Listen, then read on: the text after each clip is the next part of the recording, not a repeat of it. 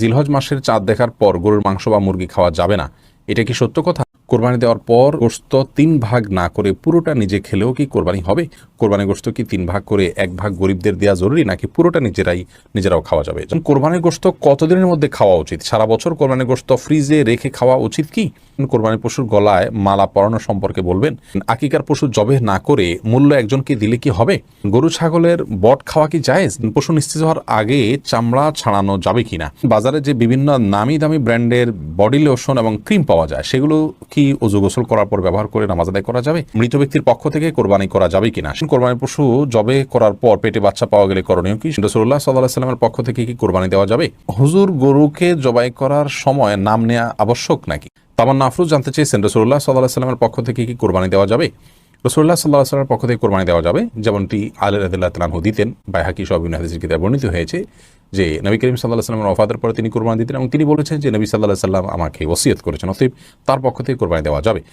সামিয়া ফেরদৌস জানতে চেয়েছেন, তাহাজ্জুদ নামাজ কি ঘর অন্ধকার করে পড়তে হবে? এর কোনো ভিত্তি আছে কি? তাহাজ্জুদের নামাজ এটা আমরা ঘর অন্ধকার করে লাইট বন্ধ করে পড়তে হবে, এর কোনো ভিত্তি নেই। বরং সেটা আপনার যেভাবে সেভাবে আদায় করতে পারেন। আপনার মনোযোগের জন্য আপনি যদি আলো আধার করে নিতে পারেন, ডিম আলো করে নিতে চান, তো সেটি করতে পারেন, কোনো অসুবিধা নেই। তবে অন্ধকারেই পড়তে হবে এমন কোনো বাধ্যবাধকতা বা নিয়ম নেই। সাইদুল ইসলাম জানতে চেয়েছেন, আকিকার পশু জবেহ না করে মূল্য একজনকে দিলে কি হবে? না, আকিকার পশু, কোরবানি পশু এগুলো জবেহ ছাড়া মূল্য পরিশোধ করলে হবে না, কারণ এখানে জবেহ করাটা উদ্দেশ্য এবং এটাই মূল। অতএব যদি নগদ অর্থ দিলে হতো, তাহলে সেক্ষেত্রে পশু কোরবানি বা পশু জবের কথা বলা হতো না। শরীয়ত যেটাকে যেভাবে করতে বলেছে সেটাকে সেভাবে করার মধ্যেই কল্যাণ রয়েছে। ডক্টর আপনাকে ওষুধ সেবন করতে বলেছে, আপনি ওষুধ সেবন না করে সে টাকাটা গরিব দুঃখীকে দান করে দিলেন, তাহলে তো আপনার রোগ নিরাময় আপনি এর মাধ্যমে আশা করতে পারেন না। আপনি তো মানে ওষুধ সেবন করার চাইতে আরও উত্তম কাজ করলেন। অতএব যে কাজের জন্য যেটি করতে হবে সেটি আমাদের করতে হবে, অন্য কোনো পদ্ধতিতে গেলে সেটি আদায় হবে না। মাথা বামা জানতে চেয়েছেন, কোরবানির পশু জবে করার পর পেটে বাচ্চা পাওয়া গেলে করণীয় কি? শরীয়ত অনুযায়ী নিয়ম হলো সে বাচ্চাকেও জবে করে দেওয়া, যদি আপনার খেতে ইচ্ছা না করে না খেলেন।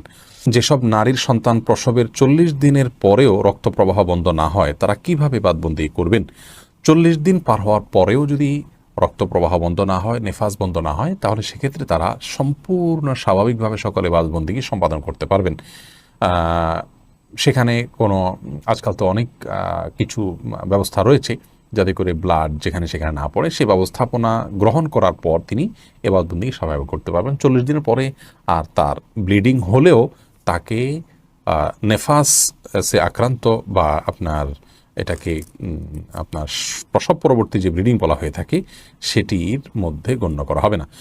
এরপরে প্রশ্ন করেছেন রিমি খান, আপনি জানতে চেয়েছেন, বাজারে যে বিভিন্ন নামি দামি ব্র্যান্ডের বডি লোশন এবং ক্রিম পাওয়া যায়, সেগুলো কি ওযু গোসল করার পর ব্যবহার করে নামাজ আদায় করা যাবে? নামাজ হবে কিনা? জি, নামাজ হবে ইনশাআল্লাহ বিদিনিল্লাহ। আব্দুর রহমান জানতে চেয়েছেন, পশু নিস্তেজ হওয়ার আগে চামড়া ছাড়ানো যাবে কিনা?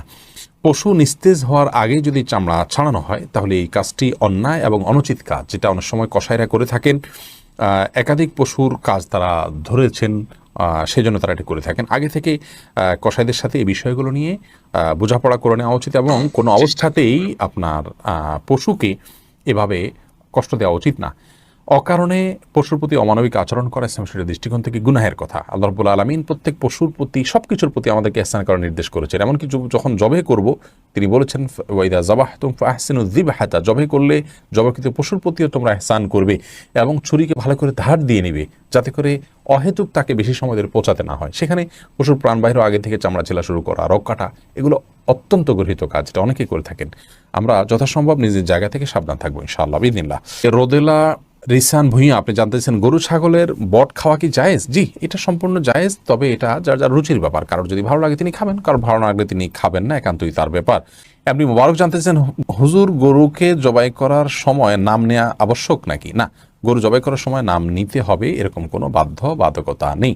আমরা অনেকে মনে করি যে গরু জবাই করার সময় নামের তালিকা ধরে পাঠ করতে হয়, এটা কোনো আবশ্যক কিছু না। বিধায় এটাকে আমরা আবশ্যক মনে করব না। এটাকে আবশ্যক মনে করলে বরং সেটি সমস্যা হবে। তবে হ্যাঁ, জবাই করার আগে আমরা যাদের পক্ষ থেকে কোরবানি করছি তাদের কথা উল্লেখ করে যদি বলি, আল্লাহ এটা অমুক অমুক অমুক অমুক, তাদের তরফ থেকে কবুল করুন। তাদের বাবার নাম উল্লেখ করতে পারেন, অমুকের ছেলে অমুক, অমুকের ছেলে অমুক, অমুকের মেয়ে অমুক, এভাবে বলতে পারেন। আর না হলে শুধু নাম বললে হবে যে অমুক অমুকের তরফ থেকে আল্লাহ তাআলা এই পশু আপনি কোরবানি হিসাবে কবুল করে নিন। এরপরে বিসমিল্লাহি আল্লাহু আকবার আল্লাহু আমিন কাওয়ালাক বলে আপনি জবাই করবেন।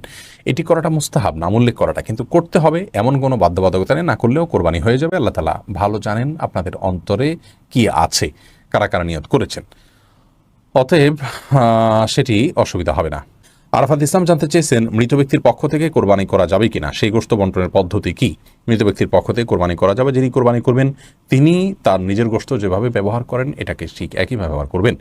আব্দুল নূর জানতে চেয়েছেন কোরবানি পশুর গলায় মালা পরানো সম্পর্কে বলবেন। মালা পরিয়ে যদি নিজের জাহির করা হয় যে আমার কোরবানির পশু এটি, মানুষ জানবে, এবং অনেকে আপনার ফুলের মালা ডালা ইত্যাদি পরিয়ে থাকেন মানুষের দৃষ্টি আকর্ষণ করার জন্য, এই কাজগুলো অনুচিত, অন্যায় এবং নিজের নিয়তের বিশুদ্ধতা যেটি আছে তার পরিপন্থী কাজ, এগুলো করা উচিত নয়। আর যদি নিছক গরুকে আপনার মায়া করে বা আপনার স্নেহ করে মালা পরানো হয় সেটি ভিন্ন বিষয়, কিন্তু সচরাচর আমাদের সমাজে যে মালা টালা পরানো হয় এগুলো এক ধরনের আপনার কি বলা যায় লৌকিকতা, এটা এক ধরনের প্রদর্শন ইচ্ছা থেকে হয়ে থাকে, আমরা সেগুলো না করার জন্য পরামর্শ দিব। এরপরে সাদিয়া আক্তার প্রিয়া জানতে চেয়েছেন কোরবানির গোশত কতদিনের মধ্যে খাওয়া উচিত? সারা বছর কোরবানির গোশত ফ্রিজে রেখে খাওয়া উচিত কি? বোধ সাদিয়া, কোরবানির গোশত ফ্রিজে রেখে আপনার খেতে হবে এমন কোনো বাধ্যবাধকতাতে নেই। আমরা এটা কিছুদিন খেলাম, এটা দিয়ে আমাদের 6 মাসের গোশত কেনার কাজ সারলাম, এমনটি করাটা জাস্ট মানে কোরবানির সাথে যায় না, অনুচিত এটুকু বলতে পারি, কিন্তু এরকম কোনো সীমানা বলে দেয়নি শরীয়ত যে এর বেশি রাখা যাবে না। কেউ যদি 6 মাস 8 মাস রেখেও খায় তার কোরবানি হয়ে যাবে ইনশাআল্লাহ বিইذনিল্লাহ, কিন্তু এটাকে দিয়ে আমার পরবর্তীতে গোশত কেনা থেকে আমি বেঁচে গেলাম, এটা দিয়ে সারলাম, এই মানসিকতা রেখে অনেকে কোরবানি দেন, সেটা উচিত না। বাট আপনি চাইলে যে কোনো সময় পর্যন্ত রেখে এটি খেতে পারেন। জামিল আহমদ মাহদি আপনি জানতে চেয়েছেন কোরবানি দেওয়ার পর গোশত 3 ভাগ না করে পুরোটা নিজে খেলেও কি কোরবানি হবে? কোরবানি গোশত কি 3 ভাগ করে 1 ভাগ গরিবদের দেওয়া জরুরি, নাকি পুরোটা নিজেরাও খাওয়া যাবে? জামিল মাহদি, কোরবানির গোশতের 3 ভাগ করা এটা আবশ্যক নয়, মুস্তাহাব। আল্লাহ রাব্বুল আলামিন কোরআন কারীমে যেহেতু 3টা শ্রেণীর কথা বলেছেন, ফাকুলু মিনহা ওয়া আত'আমুল কানিআ ওয়াল মু'তাররা, অন্য আয়াতে আল্লাহ বলেছেন ফাকুলু মিনহা ওয়া আত'আমুল বাঈসাল ফাকির। তো এই নির্দেশনাগুলো থেকে বোঝা যায় যে আল্লাহ রাব্বুল আলামিন 3টা শ্রেণীতে আমাদেরকে আপনার কোরবানি গোশতকে বন্টন করার জন্য নির্দেশনা দিয়েছেন, কিন্তু এটি কোনো আবশ্যিক নির্দেশ নয়। যার কারণে কেউ যদি এটাতে একটু হেরফের করেন, যেমন নিজে একটু বেশি রাখলেন গরিবকে একটু কম দিলেন, অথবা গরিবকে একটু বেশি দিলেন নিজে কম রাখলেন, অথবা সবগুলো গরিবকে দিয়ে দিলেন বা প্রতিবেশীকে দিয়ে দিলেন, তাতে কোরবানি হয়ে যাবে। একটু হেরফের করলেও কোরবানি হয়ে যাবে। এটার সাথে কোরবানি শুদ্ধ অশুদ্ধ হওয়ার বিষয়টি আসলে নির্ভর করে না, আমরা এটাকে যতটা খুব সিরিয়াসলি দেখি প্রযোজ্য হবে। এমডি শাহরিয়া জাহান সামি আপনি লিখেছেন পরীক্ষার জন্য জোহরের ওয়াক্ত চলে গেলে আসরের নামাজ বাসায় পড়ার আগে জোহরের কাজা পড়বো নাকি আসরের ফরজ পড়বো? অবশ্যই আগেরটা আগে, অর্থাৎ জোহর নামাজের কাজাটা আগে পড়বেন, এরপর আসরের নামাজ পড়বেন। কিন্তু পরীক্ষার জন্য আপনি একটু ওয়াক্ত নামাজকে এভাবে তার সময় থেকে বিলম্ব করে ফেলবেন, কাজা করে ফেলবেন, এটা কিন্তু জায়েজ নয়।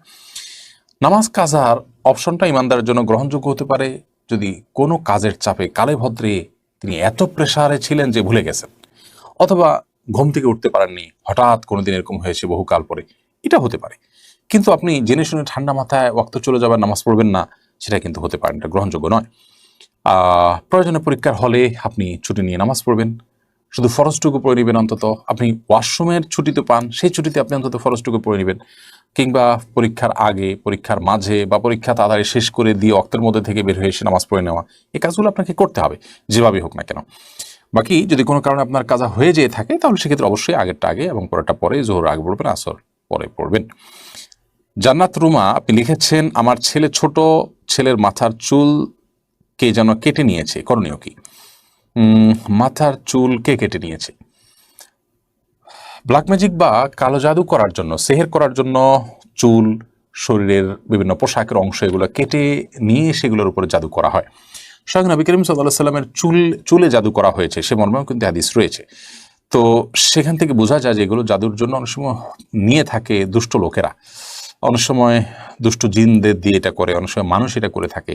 এবারে সাবধান হওয়া উচিত এবং তিনকুল অন্যান্য যে আমলগুলো আছে যেগুলোর মাধ্যমে আত্মরক্ষা করা যায় সেগুলো নিয়মিত করা উচিত। এবং ছোট বাচ্চা তো আর তিনকুল পড়তে পারে না, পুরোপুরি তাকে ফু দেওয়া উচিত, তার শরীর বন্ধ করে দেওয়া উচিত। তিন কুল পরে ফু দিয়ে তিনবার করে তারপরে শরীরকে মুছে দেওয়া উচিত সকাল সন্ধ্যা এবং রাতে শোয়ার সময়, এবং পরবর্তীতে এসব ব্যাপারে একটু সতর্ক থাকা উচিত।